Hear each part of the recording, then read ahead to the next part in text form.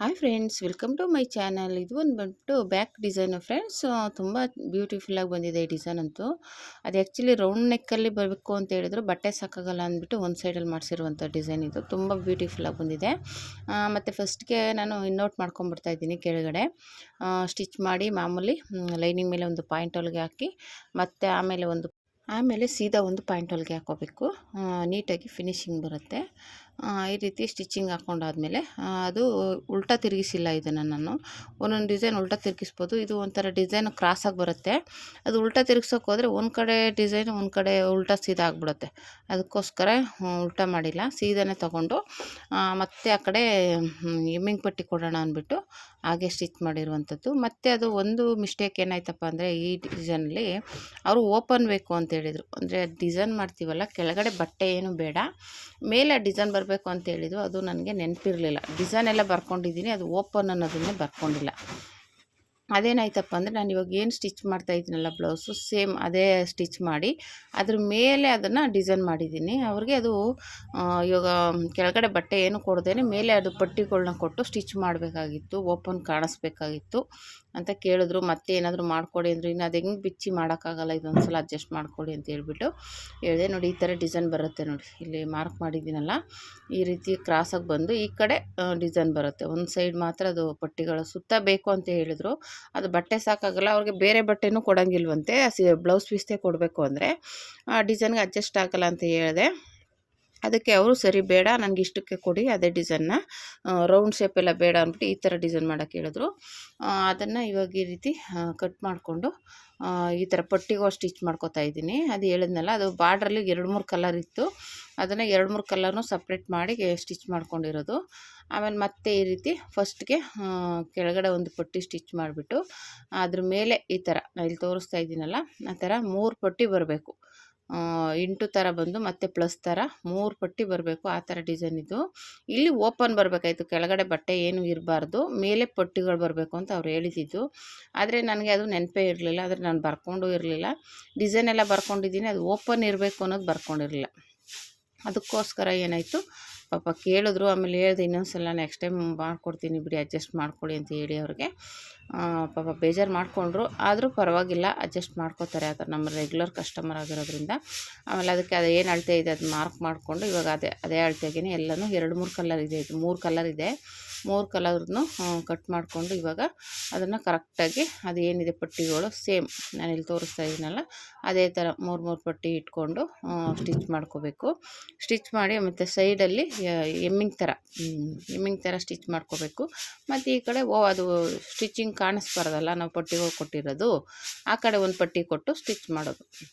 ಅಂದರೆ ಇದು ಎಕ್ಸ್ಟ್ರಾ ಬಟ್ಟೆ ಏನು ತೊಗೊಂಡಿಲ್ಲ, ಅದರಲ್ಲಿ ಏನು ಬಟ್ಟೆ ಇರುತ್ತಲ್ಲ ಅದೇ ಬಟ್ಟೆಯಲ್ಲಿ ಅಡ್ಜಸ್ಟ್ ಮಾಡಿ ಸ್ಟಿಚ್ ಮಾಡಿರುವಂಥದ್ದು.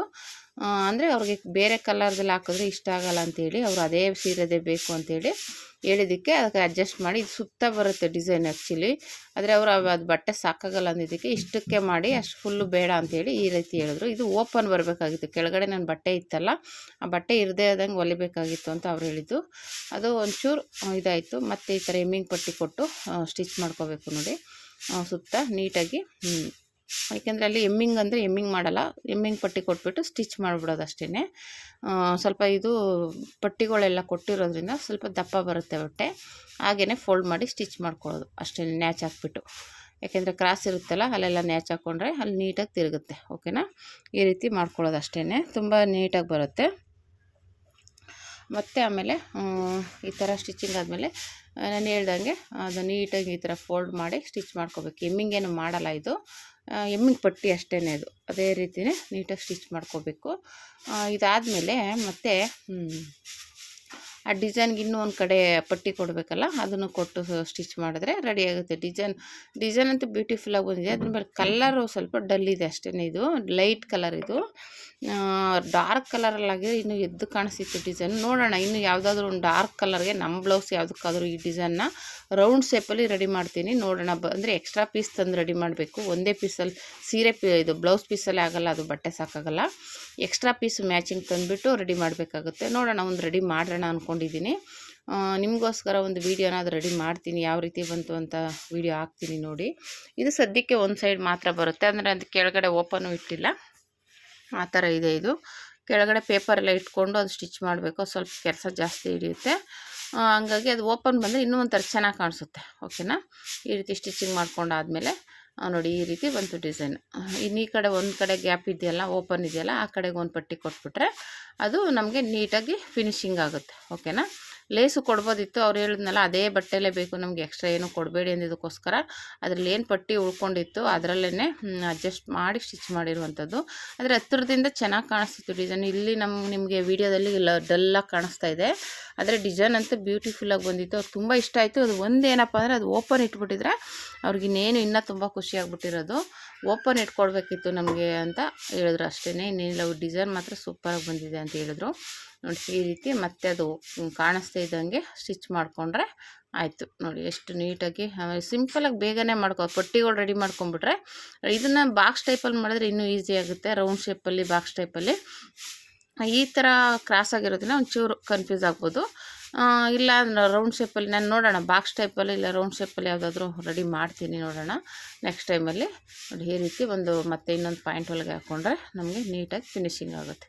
ಓಕೆನಾ ಫ್ರೆಂಡ್ಸ್. ನೋಡಿ ಡಿಸೈನ್ ಎಷ್ಟು ನೀಟಾಗಿ ಬಂದಿದೆ ಫಿನಿಶಿಂಗಾಗಿ, ಅಂದರೆ ತುಂಬ ಬ್ಯೂಟಿಫುಲ್ಲಾಗಿ ಬಂದಿದೆ. ಡಿಸೈನ್ ಹೇಗೆ ಬಂದಿದೆ ಅಂತ ಕಮೆಂಟ್ ಮಾಡಿ. ಮತ್ತು ಈ ಥರ ಸ್ಟಿಚಿಂಗ್ ಆದಮೇಲೆ ಕರೆಕ್ಟಾಗಿ ಇಟ್ಕೊಂಡು ಡಾಟ್ ಇಟ್ಕೋಬೇಕು. ಡಿಸೈನ್ ಬಂದಿರುತ್ತಲ್ಲ, ಡಿಸೈನ್ ಪಕ್ಕದಲ್ಲಿ ಬರೋ ಥರ ಮಾಡ್ಕೊಳ್ಳಿ. ಯಾವುದೇ ಆದರೂ ಅಷ್ಟೇ ಡಿಸೈನ್ಗಳು ಬಂದಾಗ ಅದ್ರಲ್ಲಿ ಪಕ್ಕದಲ್ಲಿ ಬರಬೇಕು ಡಾಟು. ಯಾಕೆಂದರೆ ಡಾಟ್ ಅದ್ರ ಮೇಲೆ ಹಿಡಿದ್ರೆ ಡಿಸೈನ್ ಹಾಳಾಗ್ಬಿಡುತ್ತೆ. ಅದಕ್ಕೆ ಡಿಸೈನ್ ಪಕ್ಕದಲ್ಲಿ ಬರೋ ಥರ ಡಾಟ್ನ ಹಿಡಿಲೇಬೇಕು. ಹಂಗೆ ಮಾಡಬೇಕು, ಇನ್ನು ಬೇರೆ ಆಪ್ಷನ್ ಇಲ್ಲ.